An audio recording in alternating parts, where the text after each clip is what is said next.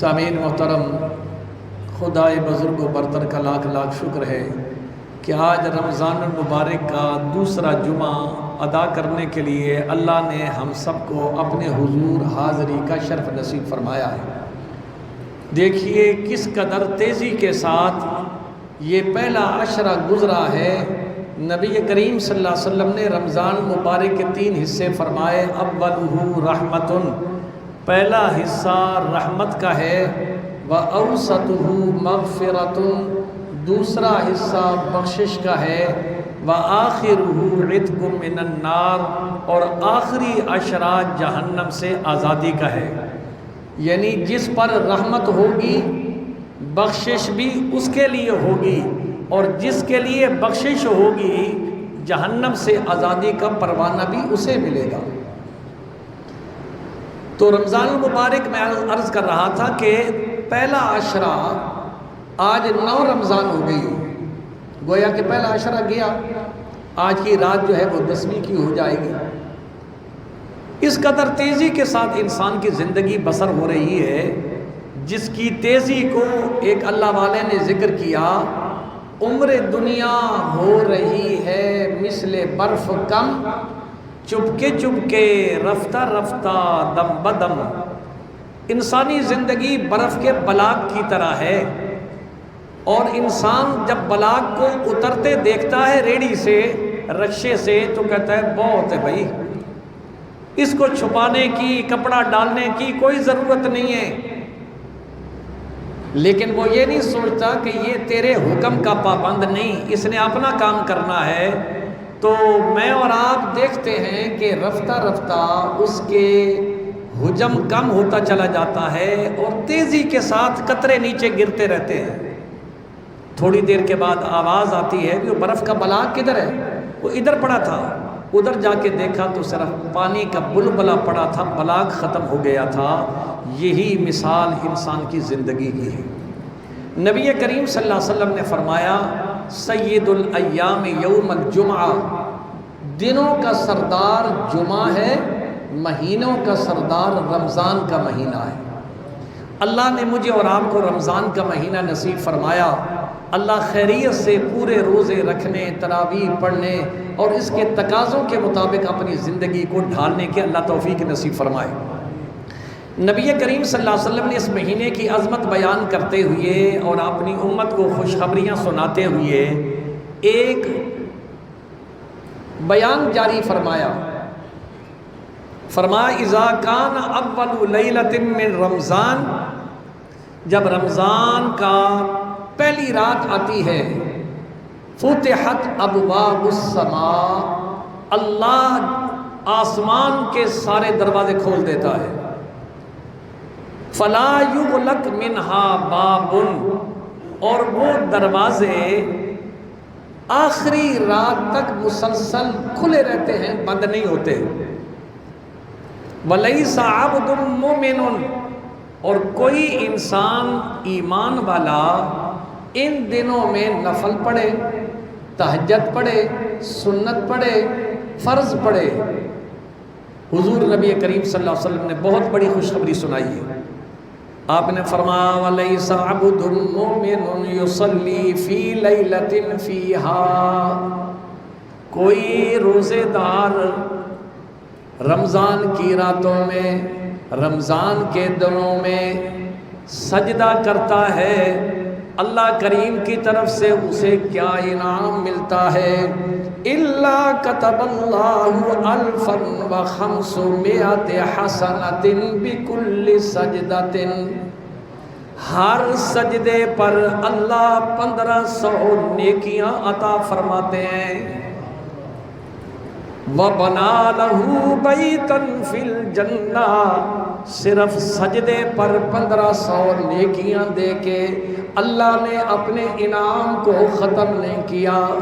ذرا سوچو تو صحیح، آج جمعے کا دن ہے، 4 رکعتیں ہم نے سنتیں پڑھی ہیں، اس کے اندر 8 سجدے کیے ہیں، پھر 2 رکعت جمعہ پڑھیں گے، اس کے اندر پھر آپ 4 سجدے کریں گے، پھر سنت پڑھیں گے، پھر نفل پڑھیں گے، گویا کہ ہزاروں نیکیاں ایک تھوڑے سے وقت میں اللہ کریم اپنے محبوب کی امت کو نصیب فرما رہا ہے۔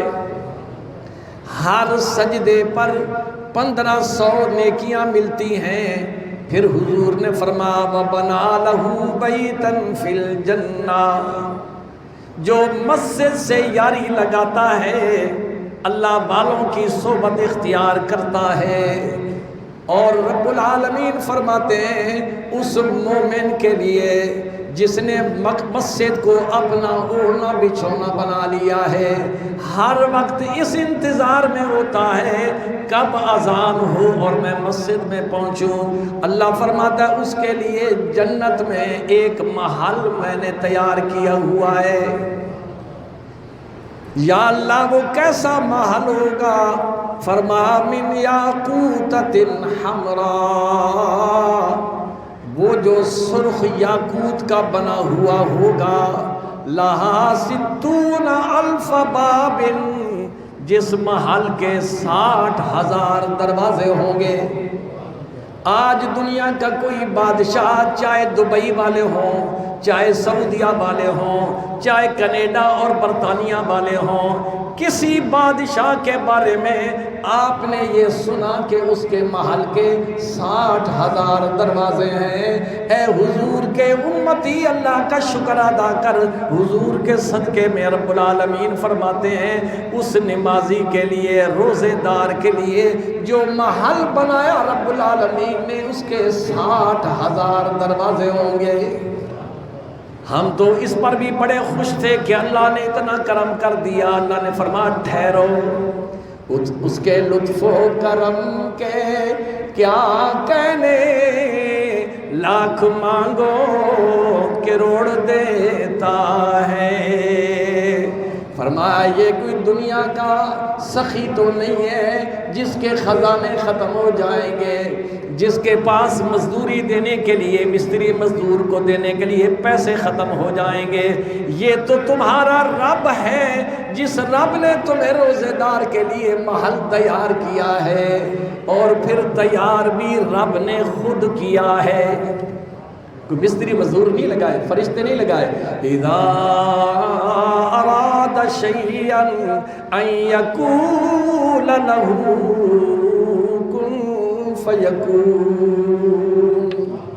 وہاں کیا دیر لگتی ہے، کسی فیکٹری سے مٹیریل منگوانے کی ضرورت نہیں ہے، پھر دھرنے کی وجہ سے راستوں میں رکاوٹ ہو جاتی ہے، بلاک ہو جاتے ہیں، 3 دن سامان نہیں پہنچتا ہے، ایکسیڈنٹ ہو جاتا ہے۔ اللہ فرماتا ہے میں کسی کا محتاج نہیں۔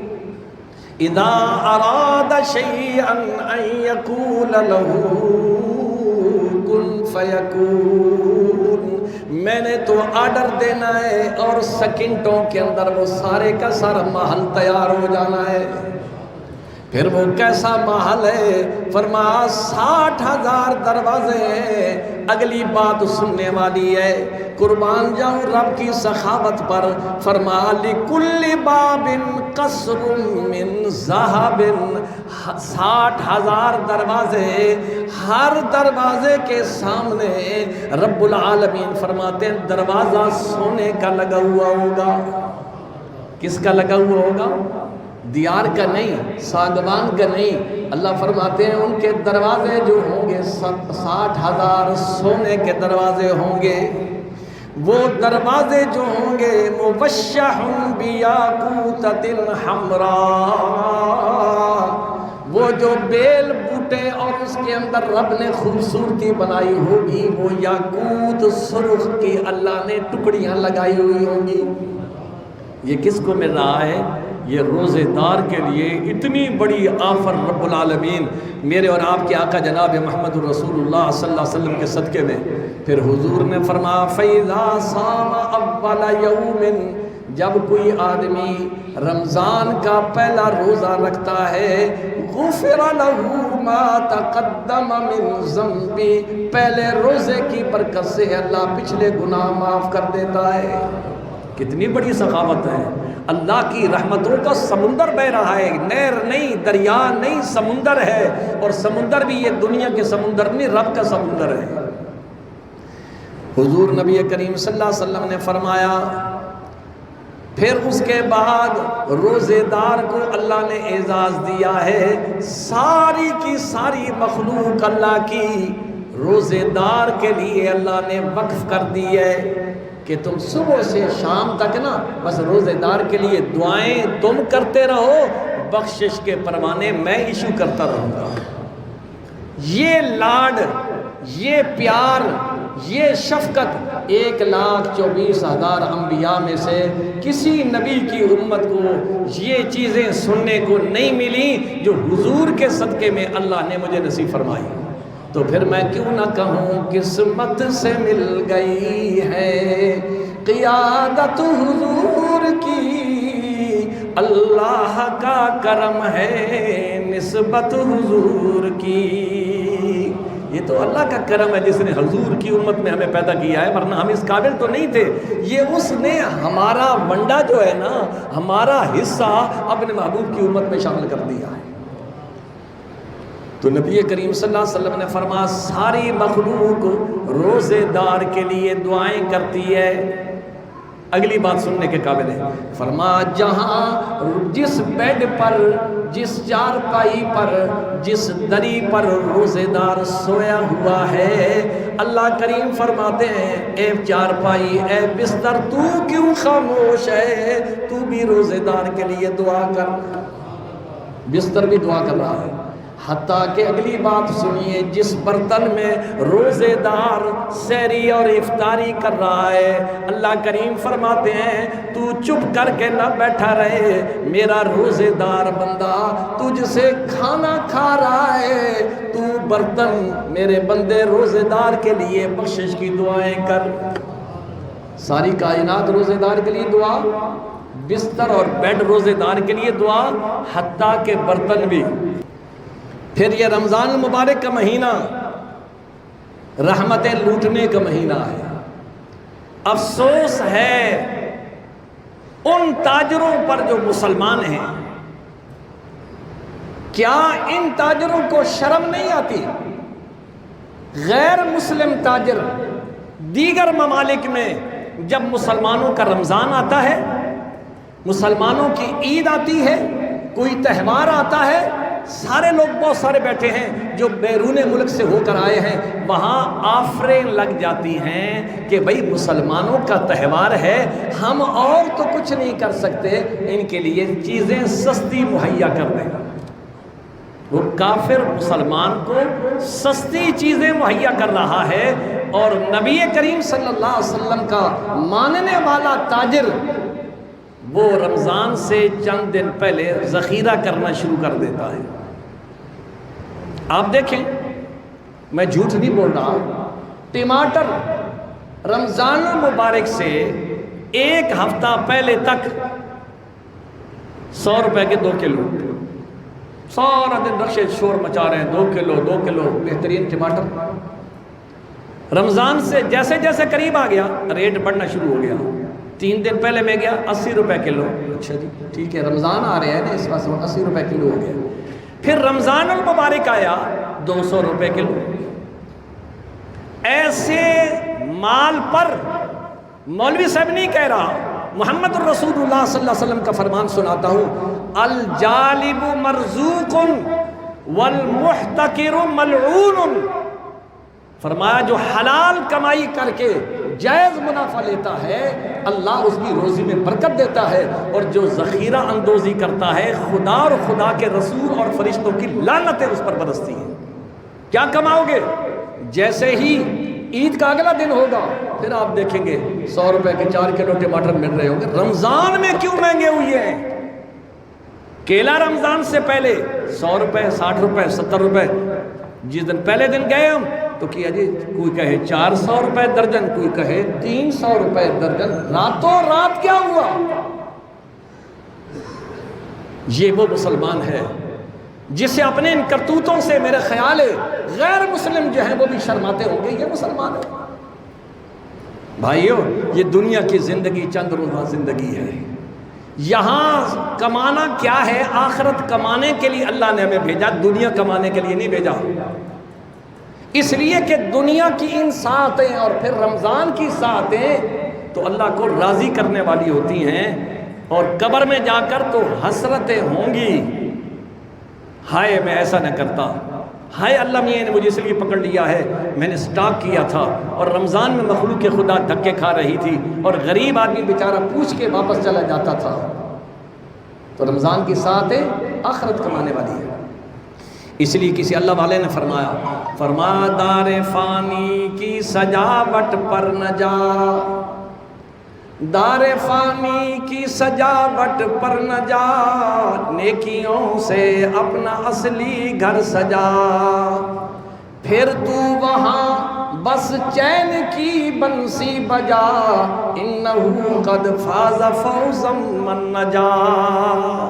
میاں یہ دنیا کی لش پش تو 2-4 دن کی ہے، اصل تو لمبا سفر ہے جو نہ ختم ہونے والا ہے۔ تو بہرحال میں عرض کر رہا تھا کہ اللہ تعالیٰ نے انسان کو کیا کچھ عطا فرمایا ہے۔